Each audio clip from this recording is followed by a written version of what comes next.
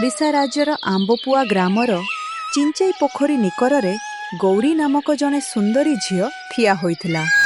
से सही पोखरी की देखुथिला आउ ता आखिरु लुह झरुथिला।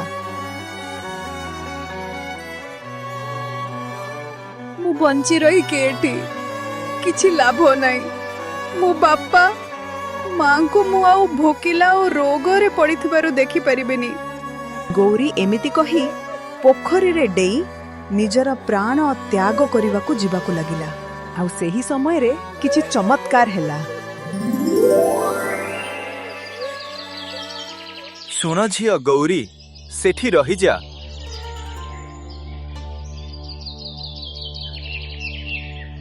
हेले तुमे किए?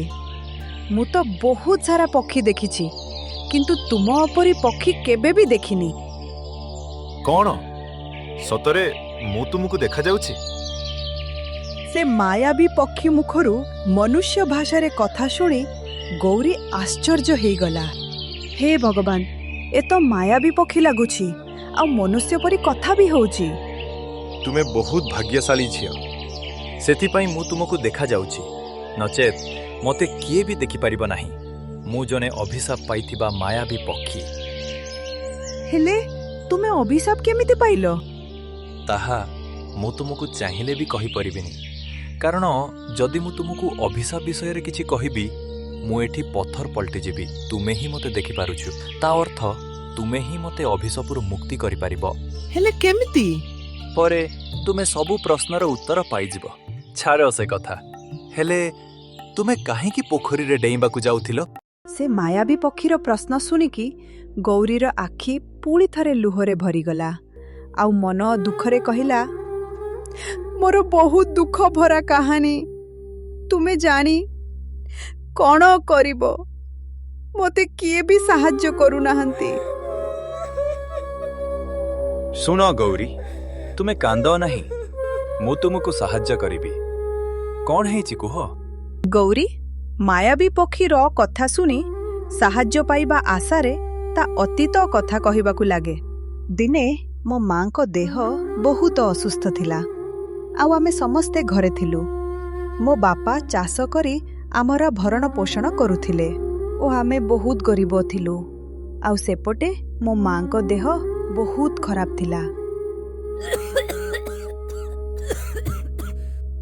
बापा सुन, माँ केमती कासुचंती। माँ एहीपरी सबु दिन भयंकर कास कासुचंती। तुमे काहेकि वैद्यंक पाखु माँ को नेकी जाउन? बाबा, माँ को देहरे तो बहुत ज्वर अछि। आपण किछि करंतु। हाँ हो गौरी, मु एबे जाउची वैद्यंक पाखकु। तू माँ को ध्यान रख। मो वैद्यंकु सांगरे नहीं आसुची।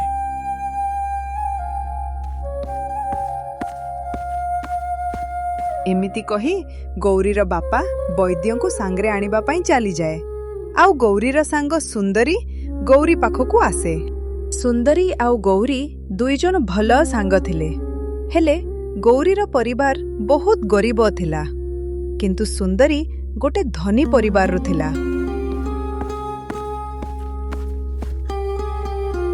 गौरी आसे मंदिर जीवा।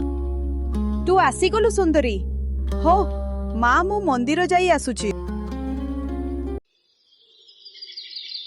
दुई सांग मंदिर जीवा पाई फूलर संधान करुथिले।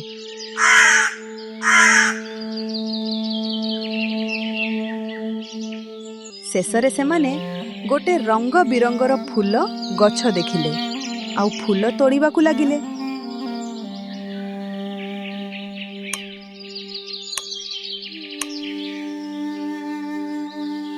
अरे गौरी, तोर कौन होइछि? तू आगुरु तो एमिति नथिलु। तू सबु बेले हसुथिलु, किंतु आजी तोर कौन हेछि? एमिति उदास लागुछु। तते कौन कहबी सुंदरी?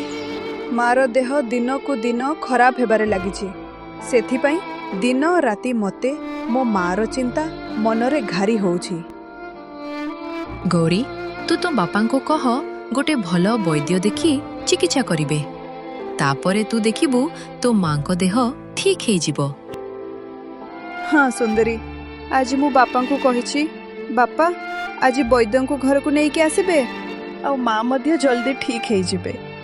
ସେମାନେ ଏମିତି କଥାବାର୍ତ୍ତା ହୋଇ ଫୁଲ ତୋଳି ମନ୍ଦିର ଚାଲିଗଲେ।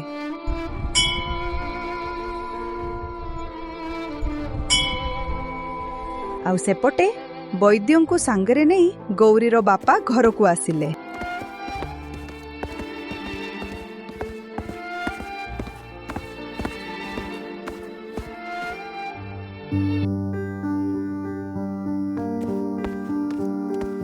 ବୈଦ୍ୟ ଗୌରୀର ମାଙ୍କ ପାଖକୁ ଯାଏ ଆଉ ତା ମାଙ୍କ ମଥାକୁ ଛୁଇଁ ପରୀକ୍ଷା କରେ ଆଉ କହେ, ତୁମେ ବହୁତ ବିଳମ୍ବ କରିଦେଲ। ତୁମ ବେମାର ଶରୀରରେ ବସା ବାନ୍ଧି ରହିଛି। ଏହି ବେମାର ପାଇଁ ଜଡ଼ିବୁଟି କେଶବଦ ନଗର ରାଜ୍ୟରେ ମିଳିବ, ଆଉ ତାହାର ମୂଲ୍ୟ 10ଟି ସ୍ୱର୍ଣ୍ଣମୁଦ୍ରା ସହ ସମାନ ହେବ। ହଉ, ମୁଁ ଆସୁଛି। ତୁମେ ଅତି ଶୀଘ୍ର ଜଡ଼ିବୁଟି ଆଣି ମୋତେ ଜଣାଇବ। ମୁଁ ଆସିବି। ଏମିତି କହି ବୈଦ୍ୟ ଚାଲିଗଲେ। ଆଉ ସେତେବେଳେ ଗୌରୀ ଆସି ଘରେ ପହଞ୍ଚେ।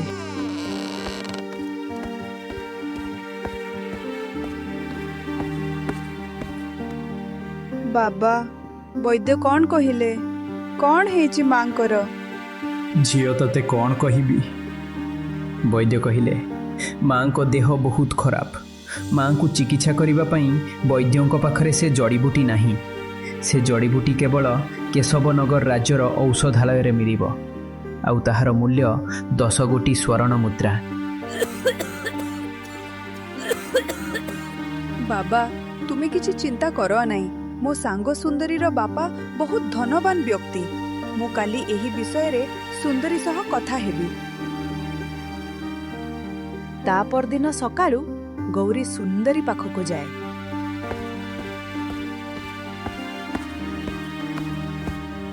ଆଉ ଗୌରୀ ବୈଦ୍ୟ କହିଥିବା ସବୁ କଥା ସୁନ୍ଦରୀକୁ କହିଲା।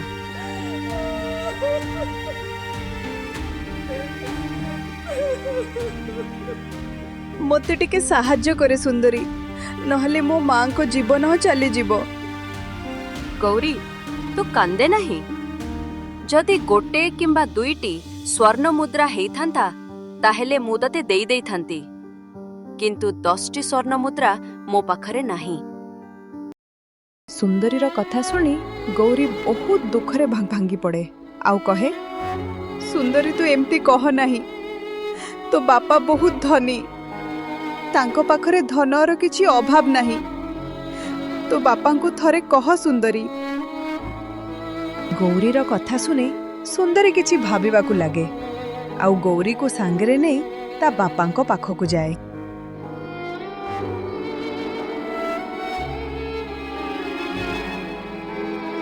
କ'ଣ ହେଲା ଝିଅ ସୁନ୍ଦରୀ?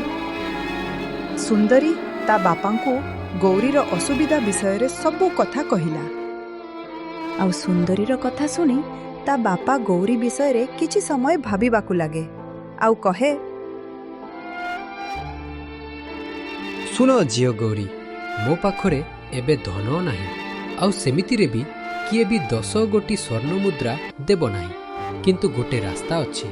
ତୁମ ବାପାଙ୍କ ପାଖରେ ଯେଉଁ ଗୋଟେ ଛୋଟିଆ ଚାଷ ଜମି ଅଛି, ସାଉକାରଙ୍କ ପାଖରେ ସେ ଜମିକୁ ବନ୍ଧା ରଖିଲେ ସାଉକରେ ତୁମକୁ 10ଟି ସ୍ୱର୍ଣ୍ଣ ମୁଦ୍ରା ଦେଇଦେବେ। ତାହେଲେ ତୁମ ବାପାଙ୍କୁ କହିବ କାଲି ସକାଳେ ଜମିଦାରଙ୍କ ଘରକୁ ଯିବା ପାଇଁ ପ୍ରସ୍ତୁତ ରହିବେ। ମୁଁ କାଲି ତମ ଘରକୁ ଆସିବି।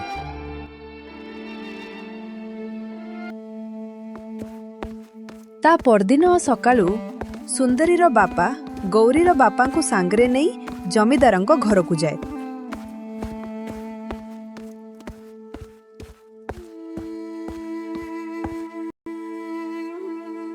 ଇଏ ବହୁତ ଅସୁବିଧାରେ ଅଛନ୍ତି ସାଉକାରେ। ଇଏ ନିଜର ଜମିକୁ ଆପଣଙ୍କ ପାଖରେ ବନ୍ଧା ରଖି 10 ଗୋଟି ସ୍ୱର୍ଣ୍ଣ ମୁଦ୍ରା ନେବା ପାଇଁ ଗୁହାରି କରୁଛନ୍ତି ସାଉକାରେ।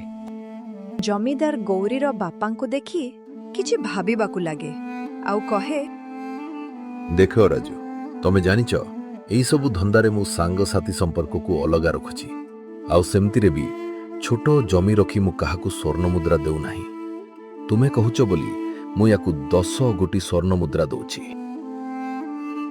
ସାଉକାରେ ଏମିତି କହି ଗୌରୀର ବାପାଙ୍କୁ 10 ଗୋଟି ସ୍ୱର୍ଣ୍ଣ ମୁଦ୍ରା ଦେଇ ଦିଅନ୍ତି। ଆପଣଙ୍କୁ ବହୁତ ବହୁତ ଧନ୍ୟବାଦ ସାଉକାରେ। ମୁଁ ପ୍ରତି ମାସରେ ଫସଲ ବିକିକି ଗୋଟିଏ ଗୋଟିଏ କରି ସବୁ ସ୍ୱର୍ଣ୍ଣ ମୁଦ୍ରା ଆପଣଙ୍କୁ ଦେଇଦେବି। ହଁ, ତୁମେ ଏମିତି କରି ଧୀରେ ଧୀରେ ସବୁ ଋଣ ସୁଝି ଦିଅ। ଏଥିରେ ତୁମର ହିଁ ମଙ୍ଗଳ ହବ, ନଚେତ୍ ତୁମ ଜମି ମୋ ନାଁରେ ହେଇଯିବ। ହଉ ଠିକ ଅଛି ସାଉକାରେ, ମୁଁ ଜଲ୍ଦି ଋଣ ସୁଝିଦେବି। ଗୌରୀର ବାପା ଏମିତି କହି 10 ଗୋଟି ସ୍ୱର୍ଣ୍ଣ ମୁଦ୍ରା ହାତରେ ନେଇ କେଶବନଗର ରାଜ୍ୟକୁ ଜଡ଼ିବୁଟି ଆଣିବା ପାଇଁ ଔଷଧାଳୟକୁ ଯାଏ। ଗୌରୀର ବାପା ଔଷଧାଳୟରେ 10 ଗୋଟି ସ୍ୱର୍ଣ୍ଣ ମୁଦ୍ରା ଦେଇ ଜଡ଼ିବୁଟି କିଣି ନେଇ ଘରକୁ ଯିବାକୁ ଲାଗେ।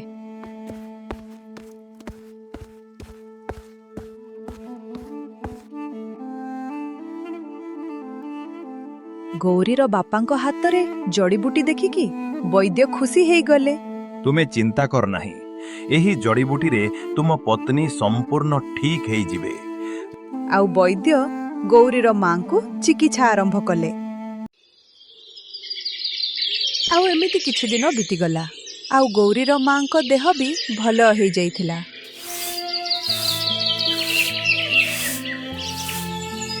ଆଉ ସେପଟେ ଗୌରୀର ବାପା ନିଦରୁ ଉଠେ ଆଉ ତାଙ୍କୁ ମୁଣ୍ଡ ବୁଲେଇ ହୁଏ ଓ ଗୌରୀର ବାପା ତଳେ ପଡ଼ିଯାଏ। ଆଉ ସେତେବେଳେ ଗୌରୀ ସେଠି ପହଞ୍ଚିଯାଏ। ବାପା, ତୁମର କ'ଣ ହେଲା? ଜାଣି ନାହିଁ ଝିଅ, ଜୋରରେ ମୁହଁ ବୁଲେଇ ହେଲା ଆଉ ମୁଁ ତଳେ ପଡ଼ିଗଲି।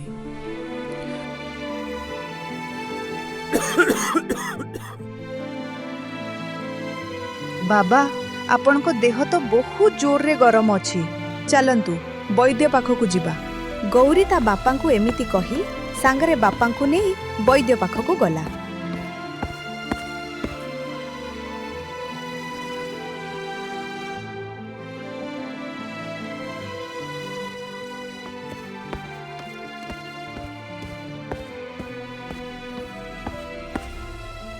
କ'ଣ ହେଲା ଗୌରୀ, ଏଠାକୁ ଆସିଛ?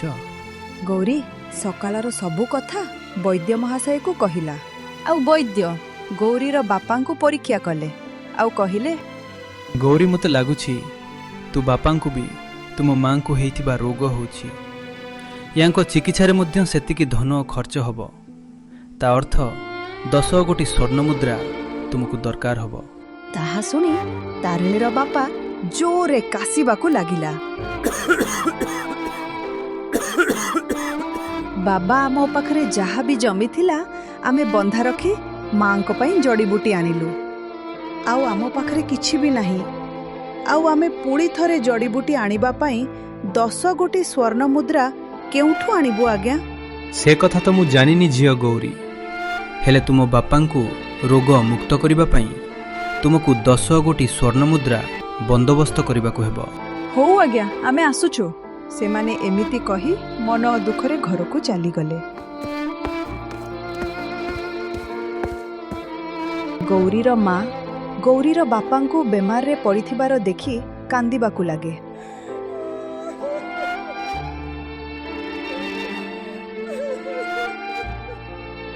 ଆମ ଭାଗ୍ୟରେ ହିଁ ଏତେ ଦୁଃଖ ଲେଖା ଅଛି। ତୁମେ କାନ୍ଦ ନାହିଁ ମା। ବାପା ସିନା ଏବେ ଚାଷ ଜମିରେ କାମ କରିପାରିବେ ନାହିଁ, କିନ୍ତୁ ମୁଁ ଜମିକୁ ଯାଇ ଚାଷ କାମ କରିବି। ମୋ ଉପରେ ଭରସା ରଖ ମା। ତୁମେ କାନ୍ଦ ନାହିଁ ମା, ମୁଁ ଆସୁଛି। ଗୌରୀ ତା ମାଙ୍କୁ ଏମିତି କହି ଚାଷ ଜମିକୁ ଯାଏ। ଆଉ ସେତେବେଳେ ସେଠି ଜମିଦାର ଆସି ପହଞ୍ଚେ।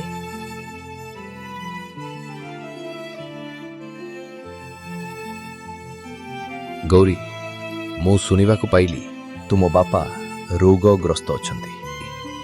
ତା ଅର୍ଥ ତୁମ ପିତା ଜମିରେ ଆଉ ଚାଷ କାମ କରିପାରିବେ ନାହିଁ। ଆଉ ସେମିତିରେ ତୁମକୁ ଏହି ଚାଷ ବିଷୟରେ କିଛି ଜ୍ଞାନ ନାହିଁ।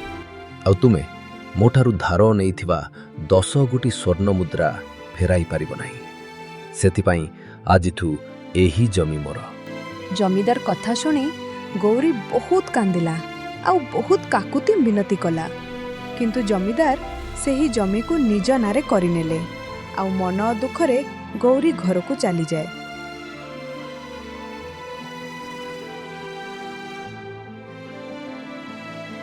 ଗୌରୀ କାନ୍ଦି କାନ୍ଦି ଘରେ ଯାଇ ପହଞ୍ଚେ ଆଉ ଜମିଦାର କହିଥିବା ସବୁ କଥା କହେ।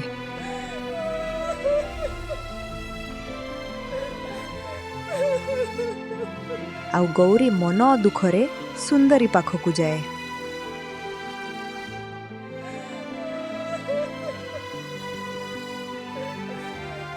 ସୁନ୍ଦରୀ, ମୋତେ ସାହାଯ୍ୟ କରେ ସୁନ୍ଦରୀ। ଆମର ଏକ ମାତ୍ର ଚାଷ ଜମି ଥିଲା। ମୋ ମାଙ୍କ ଦେହ ଖରାପ କାରଣରୁ ଜମି ବି ହାତରୁ ଚାଲିଗଲା ସୁନ୍ଦରୀ।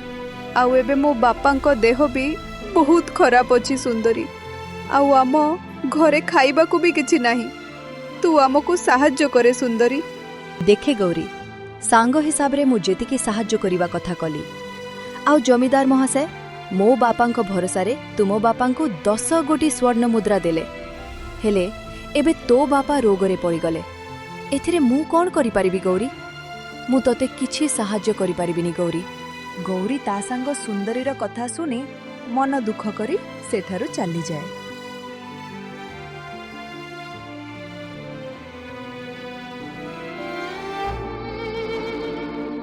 ହେ ଭଗବାନ, ମୁଁ କ'ଣ କରିବି? ମୋ ସାଙ୍ଗ ବି ମୋତେ ସାହାଯ୍ୟ କଲା ନାହିଁ। ଆଉ ମୁଁ ମୋ ମା ଆଉ ବାପାଙ୍କୁ ରୋଗଗ୍ରସ୍ତ ଓ ଭୋକିଲା ଦେଖିପାରିବି ନାହିଁ। ମୁଁ ଚାହିଁଲେ ବି କିଛି କରିପାରିବି ନାହିଁ। ଆଉ ମୁଁ ବଞ୍ଚି ରହି କ'ଣ କରିବି? ମୁଁ ବଞ୍ଚି ରହିବାର କୌଣସି ଅଧିକାର ନାହିଁ। ଗୌରୀ ଏମିତି କହି ଜଙ୍ଗଲ ଆଡ଼କୁ ଯାଏ। ଆଉ କିଛି ବାଟ ଚାଲିବା ପରେ ସେଠି ଗୋଟେ ପୋଖରୀ ଦେଖେ।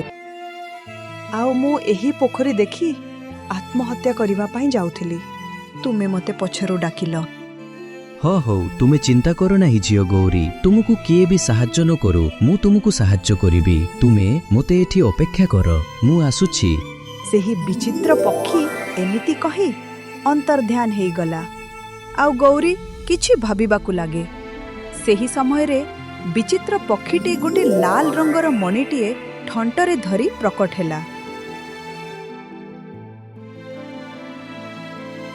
ଆଉ ସେହି ପକ୍ଷୀ ଲାଲ ରଙ୍ଗର ମଣିଟିକୁ ଗୌରୀକୁ ଦେଇଦେଲା ଆଉ କହିଲା, ଝିଅ ଗୌରୀ, ଏହି ମଣିଟି ବହୁତ ମୂଲ୍ୟବାନ। ଏହାକୁ ସୁନାରୀ କି ଦୋକାନୀଙ୍କୁ ବିକିବ ନାହିଁ। ଏହି ମଣିଟି କୌଣସି ରାଜା କିମ୍ବା ମହାରାଜାଙ୍କୁ ବିକିବେ।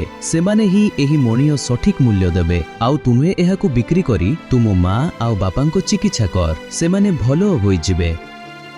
ଏମିତି କହି ସେହି ମାୟାବୀ ପକ୍ଷୀଟି ଅନ୍ତର୍ଧ୍ୟାନ ହୋଇଗଲା।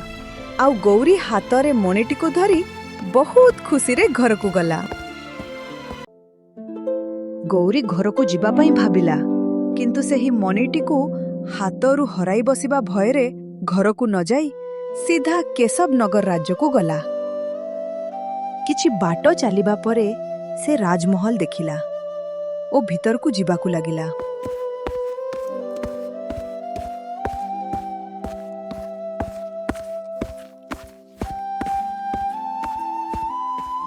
ଗୌରୀକୁ ରାଜମହଲରେ ଦେଖି ସମସ୍ତେ ଆଶ୍ଚର୍ଯ୍ୟ ହେଉଥିଲେ।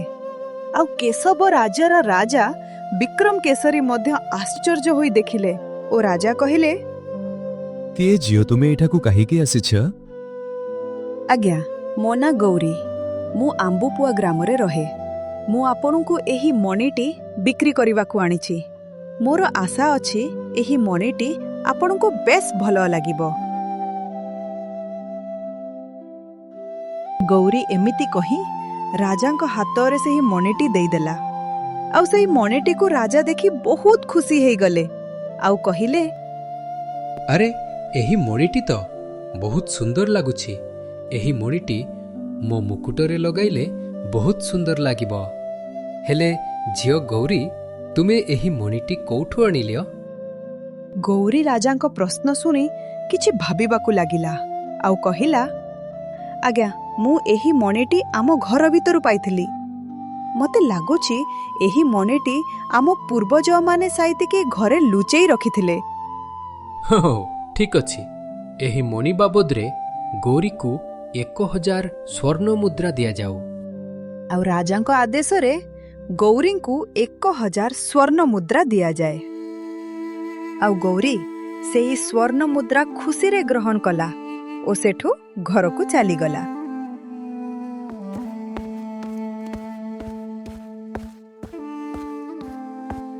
ଆଉ ଗୌରୀ ଘରେ ପହଞ୍ଚି ସେ ମାୟାବୀ ପକ୍ଷୀ ଦେଇଥିବା ମଣିକୁ ବିକ୍ରି କରି ଘରକୁ ଆଣିଥିବା ସ୍ୱର୍ଣ୍ଣ ମୁଦ୍ରା ବିଷୟରେ ସବୁ କଥା କହିଲା। ଆଉ କିଛି ଦିନ ଭିତରେ ଗୌରୀ ତା ମା ବାପାଙ୍କୁ ଭଲ ବୈଦ୍ୟ ପାଖରେ ଚିକିତ୍ସିତ କଲା। ଆଉ କମ୍ ସମୟ ମଧ୍ୟରେ ଦୁହିଁଙ୍କର ରୋଗ ଠିକ୍ ହୋଇଗଲା। ଆଉ ବଞ୍ଚି ଯାଇଥିବା ଧନରେ ବଡ଼ ମହଲ ତିଆରି କଲେ।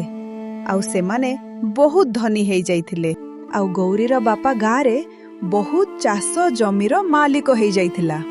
ଆଉ ଗୌରୀ ସେହି ମହଲରେ ରାଜକୁମାରୀ ପରି ରହିବାକୁ ଲାଗିଲା।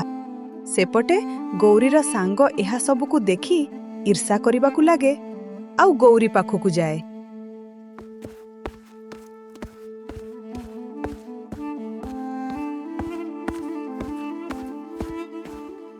ସୁନ୍ଦରୀ, ତୁ ଶେଷରେ ଏଠାକୁ ଆସିଗଲୁ। ତୁ ଅଧିକ ବ୍ୟସ୍ତ ରହୁଥିଲୁ, କିନ୍ତୁ ମୋ ପାଇଁ ଆଜି ସମୟ ବାହାର କରି ଏଠାକୁ ତୁ ଆସିଗଲୁ ସୁନ୍ଦରୀ।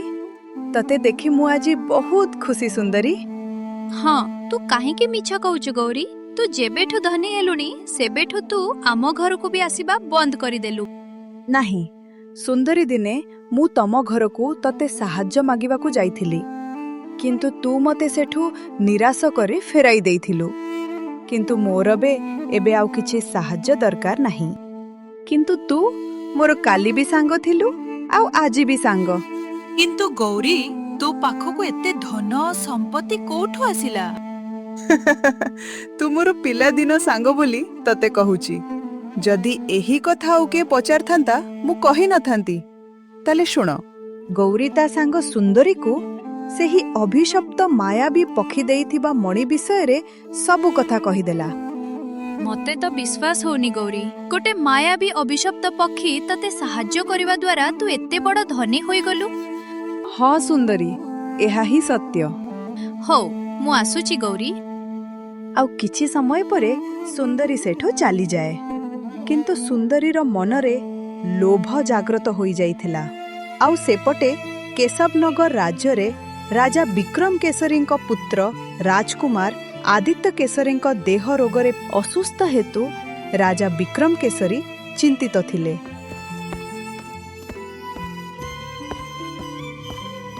ମହାରାଜ, ଜଣେ ସାଧୁ ବୈଦ୍ୟଙ୍କୁ ନେଇ ଆସିଛି।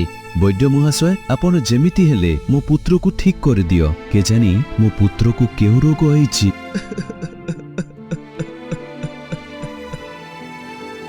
ବୈଦ୍ୟ ମହାଶୟ ରାଜାଙ୍କ ଦୁଃଖଦ କଥା ଶୁଣିକି ରାଜକୁମାରକୁ ଚିକିତ୍ସା କଲେ ଆଉ କହିଲେ, ମହାରାଜ, ଆପଣଙ୍କ ପୁତ୍ରକୁ ଏକ ବିଚିତ୍ର ରୋଗ ହୋଇଛି। ଏହି ରୋଗର ଏକମାତ୍ର ପ୍ରତିକାର ହେଉଛି ତାହା ହେଲା ଏକ ବିଚିତ୍ର ପକ୍ଷୀର ମାଂସ। ସେହି ପକ୍ଷୀର ମାଂସକୁ ଔଷଧ କରି ଖୁଆଇଲେ ରାଜକୁମାର ଠିକ୍ ହୋଇଯିବେ। ହେଲେ ବୈଦ୍ୟ ମହାଶୟ, ଆମେ ସେହି ବିଚିତ୍ର ପକ୍ଷୀକୁ କେଉଁଠି ପାଇବୁ? ଆଉ ସେ ପକ୍ଷୀ ଦେଖିବାକୁ କେମିତି? ସେହି ପକ୍ଷୀ ସମସ୍ତଙ୍କୁ ଦେଖାଯିବ ନାହିଁ, କିନ୍ତୁ ସେହି ପକ୍ଷୀ ଦେଖିବାକୁ ବହୁତ ସୁନ୍ଦର ଆଉ ସମସ୍ତ ପକ୍ଷୀମାନଙ୍କ ଠାରୁ ଦେଖିବାକୁ ସମ୍ପୂର୍ଣ୍ଣ ଅଲଗା। ଓ ସେ ପକ୍ଷୀର ମସ୍ତକରେ ଏକ ନୀଳ ରଙ୍ଗର ମଣି ଚମକୁଥିବ। ସେଇ ସାଧୁ ବୈଦ୍ୟ ଜଣକ ଏମିତି କହି ଜଙ୍ଗଲ ଭିତରକୁ ଚାଲିଗଲେ। ଆଉ ଜଙ୍ଗଲକୁ ଯିବା ସମୟରେ ସେଇ ବୈଦ୍ୟ ଜଣକ ଏକ ଦେବୀ ରୂପ ଧାରଣ କରି ଅନ୍ତର୍ଧ୍ୟାନ ହେଇଗଲେ। ଏମିତି କିଛି ଦିନ ଚାଲିଗଲା, କିନ୍ତୁ ସେହି ବିଚିତ୍ର ପକ୍ଷୀର କୌଣସି ସନ୍ଧାନ ମିଳିଲା ନାହିଁ। ଆଉ ରାଜାଙ୍କ ଆଦେଶରେ ପ୍ରଜାମାନେ ସେହି ରାଜ୍ୟବାସୀଙ୍କୁ ସୂଚନା ଦେଲେ, ଶୁଣ ଶୁଣ ଶୁଣ, ଆମ ରାଜ୍ୟର ରାଜକୁମାର ଆଦିତ୍ୟ କେଶରୀଙ୍କୁ ଏକ ବିଚିତ୍ର ରୋଗ ହେଇଛି। ତାଙ୍କ ରୋଗର ଉପଚାର ପାଇଁ ଏକ ରହସ୍ୟମୟ ପକ୍ଷୀ ଆବଶ୍ୟକ। ସେହି ପକ୍ଷୀ ଦେଖିବାକୁ ବହୁତ ସୁନ୍ଦର ଓ ରଙ୍ଗ ବିରଙ୍ଗର। ଆଉ ସେ ପକ୍ଷୀର ମସ୍ତକରେ ଏକ ନୀଳମଣି ଚମକୁଥିବ।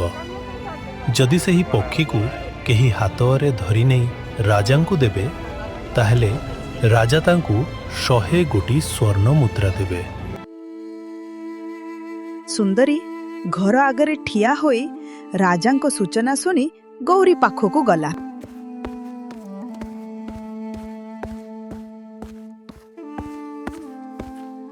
ଗୌରୀ, ତୁ କହିଥିଲୁ ଗୋଟେ ମାୟାବୀ ପକ୍ଷୀ ତତେ ସାହାଯ୍ୟ କରିଥିଲା। ଆଉ ମହାରାଜ ଘୋଷଣା କରିଛନ୍ତି ଯେ ଯିଏ ସେହି ମାୟାବୀ ପକ୍ଷୀ ତାଙ୍କୁ ଦବ ସେହି ପକ୍ଷୀ ବଦଳରେ ରାଜା ତାଙ୍କୁ 100 ସ୍ୱର୍ଣ୍ଣ ମୁଦ୍ରା ଦେବେ।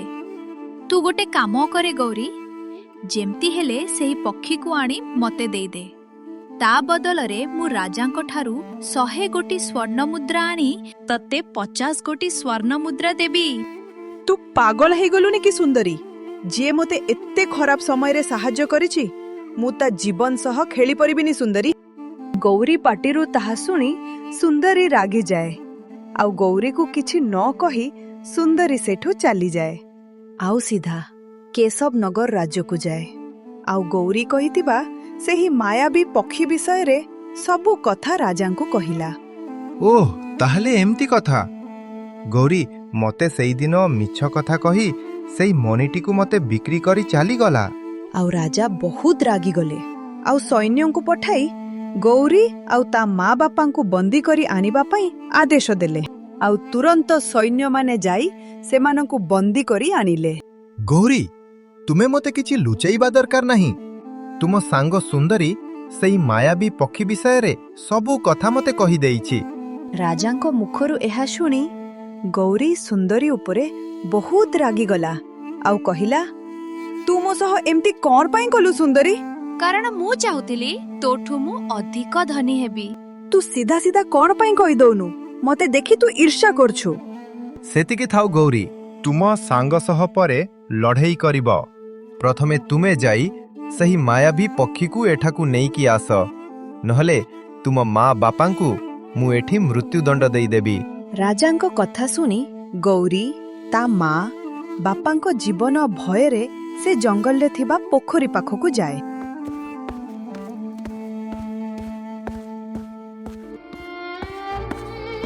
ଗୌରୀ ବହୁତ ମନ ଦୁଃଖରେ ସେଇ ପୋଖରୀ ପାଖକୁ ଯାଇ କାନ୍ଦିବାକୁ ଲାଗେ ଆଉ ସେତେବେଳେ ସେଇ ମାୟାବୀ ପକ୍ଷୀଟି ପ୍ରକଟ ହୁଏ।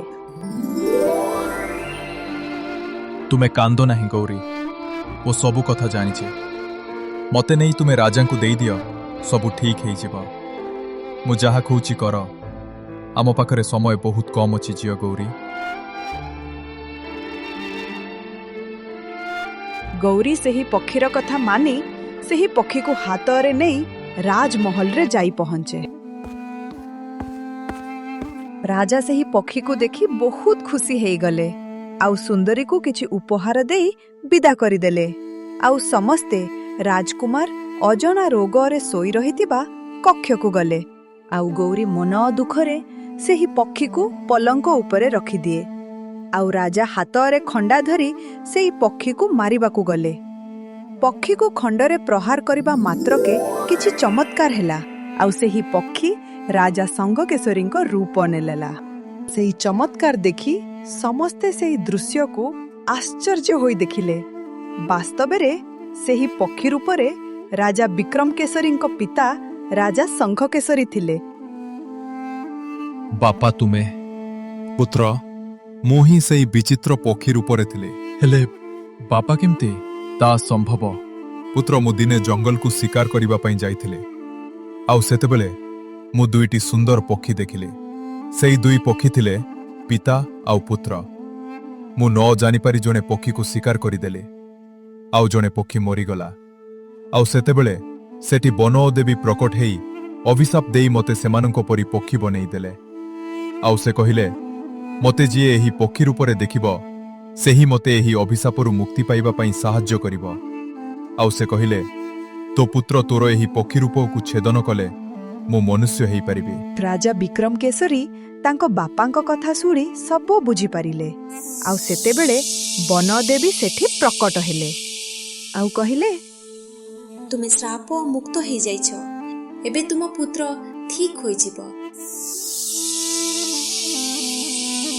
ଏହା କହି ବନଦେବୀ ସେଠୁ ଚାଲିଗଲେ ଆଉ ସେତେବେଳେ ରାଜକୁମାର ଆଦିତ୍ୟ କେଶରୀ ଠିକ ହୋଇଗଲା ଆଉ ରାଜା ଗୌରୀ ଉପରେ ପ୍ରସନ୍ନ ହୋଇ ରାଜକୁମାର ସହ ଗୌରୀକୁ ବିବାହ କରିଦେଲେ ଆଉ ସମସ୍ତେ ଖୁସିରେ ରହିବାକୁ ଲାଗିଲେ।